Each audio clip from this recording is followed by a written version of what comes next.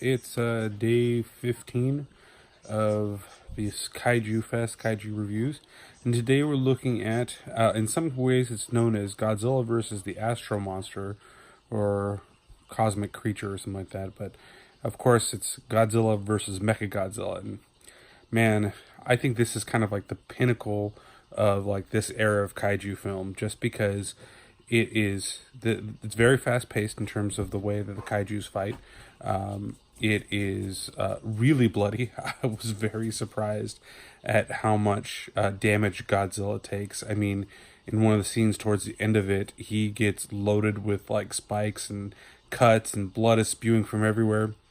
And in fact, in one of the first scenes, see, the basic story, of course, is, again, this is also the era where it's all like space people, like constantly coming down trying to take over Earth, or somebody that's not of the land coming to take over the planet and using kaiju in some way or shape or form to do everything. And so Godzilla pops up. There's a girl that's part of a tribe that is like, I think it's the Azumi tribe, that is like, has a premonition of, oh, one day, you know, something's gonna come when the red moon sets or some bullshit, and it's gonna destroy everybody, and everything's gonna be destroyed. And that's not really the case. Well, it kind of is the case, but Godzilla pops up, and then like Anguirus pops up, middle of nowhere, to talk to Godzilla and be like, what the fuck are you doing? You don't do this shit anymore. And he does attack Godzilla, but you see a little flash of like silver, and you're like, what the hell? And then Godzilla goes and fucking rips Anguirus's jaw open, and it's pretty bloody for this type of movie. So it's interesting. Like I said, later on in the big fight, there's one fight in the middle of Godzilla versus Mechagodzilla, which is pretty entertaining. It's the first time where Mechagodzilla, he sheds his skin after a while, and you find out that he's not the real Godzilla because you keep seeing space metal pop up. So, of course, you know, these movies are always separated by two things: the human, or, you know, being story, and then the kaiju stuff.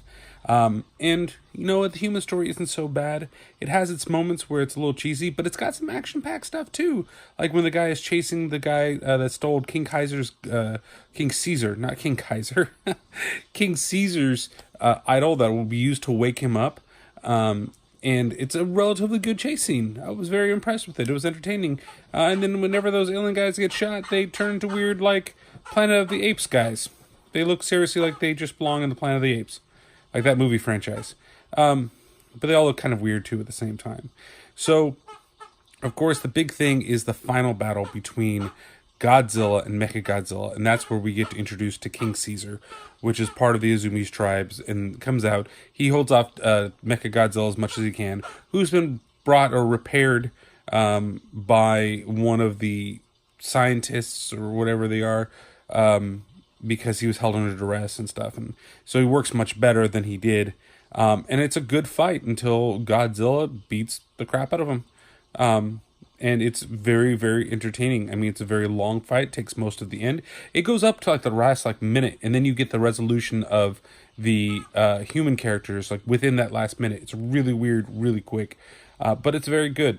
So overall, I'm gonna give this 5 out of 5 foot missiles. It's fantastic. I mean, I think this is the like pinnacle of the whole thing. Like all these kaiju movies, this is where it gets to the point that it starts to get to hit or miss. And I mean, we've got the Terror of Mechagodzilla next, and that one, I don't remember being as good as this one, but we'll see. I mean, it's been a while since I've seen that.